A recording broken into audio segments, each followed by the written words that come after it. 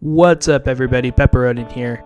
I've gotten a couple requests for more N64 style game reviews, and the last one turned out well, so I figured, what the frick, I'll do another one, maybe make it into a regular series.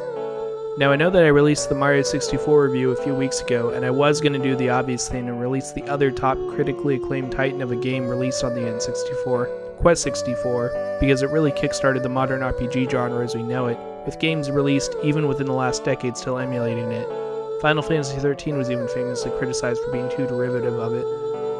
But while I was looking through Nintendo's catalog of RPGs, I found another one that really isn't talked about today, and the more I looked into it, the more sad I am that it never made it into the limelight, because while it lacks the polish of Nintendo's AAA titles at the time and has some glaring issues on its own, I definitely think this hidden gem should have been one of the premier games of its time. You probably haven't heard of it, but I'm here to talk to you about it today and review it. The greatest hidden gem of all time, perhaps, The Legend of Zelda, the Ocarina of Time.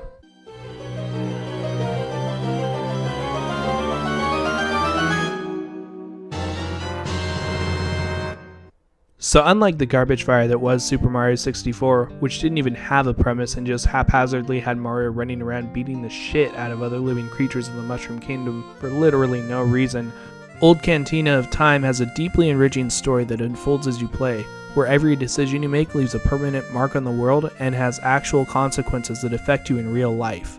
There's a lot this game expects you to know going in, and this does hold it back somewhat because this isn't an established franchise or anything.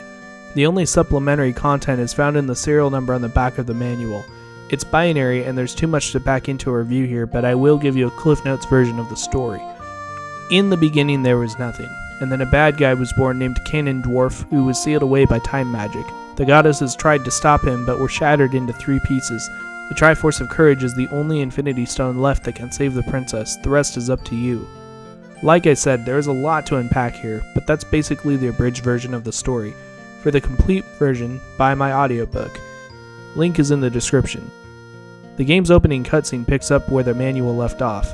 Now you're trapped in the virtual world, and it's up to you and your friends, Joey Wheeler, Tristan Taylor, and T. Gardner to save the virtual world. Because if you lose a card game in cyberspace, you lose a card game for real.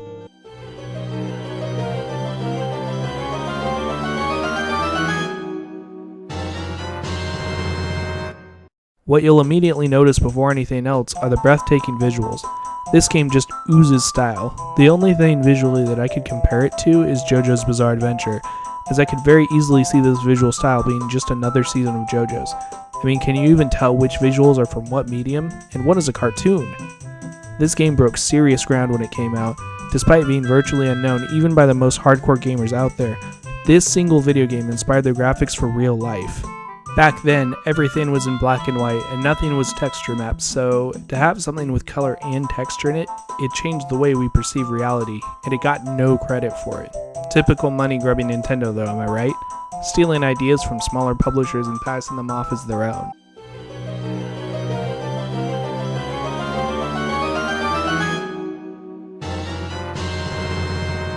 Oligarchy of Time handles like a dream. The controls are responsive, and when Zelda gets hurt, you get hurt.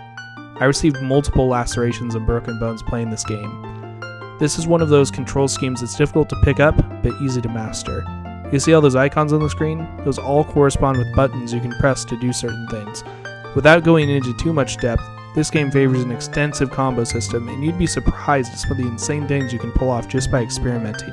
You might be overwhelmed at first, but stick with it, and you'll be taking down gaming tournaments in no time.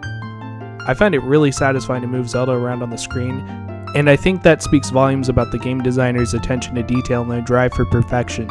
It's even more fun to really get in there and pummel your foes with a 40-move counter combo with a cinematic finishing move. There isn't really much more to say about it than that.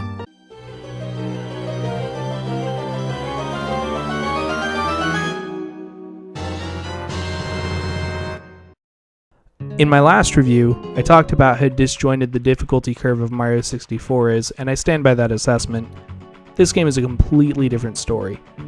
Orca of Time is difficult right off the bat, holding back a bit compared to later parts of the game but still being a healthy enough challenge that it respects you as a player. There's a real sense of accomplishment when you achieve things, whether it's you're finally mastering a combo or using a meteor crush to send the moon hurtling into your enemies. Or the end of the game when you finally lose? That's right, this game has balls. Their ending is so insane and out of left field and takes such huge risks that you'll have trouble completing it because your jaw will be on the floor.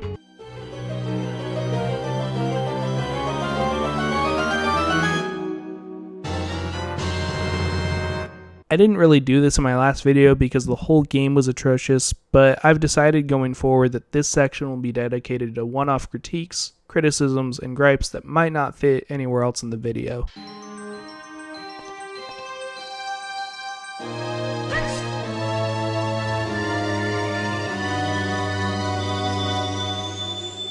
The Legend of Zelda Ocarina of Time is a testament to what you can do with some coding, passion, a metric fuck ton of work, and a little dash of elbow grease, and how the corporate-driven society we live in can negate all of that completely in favor of the latest Mario 64.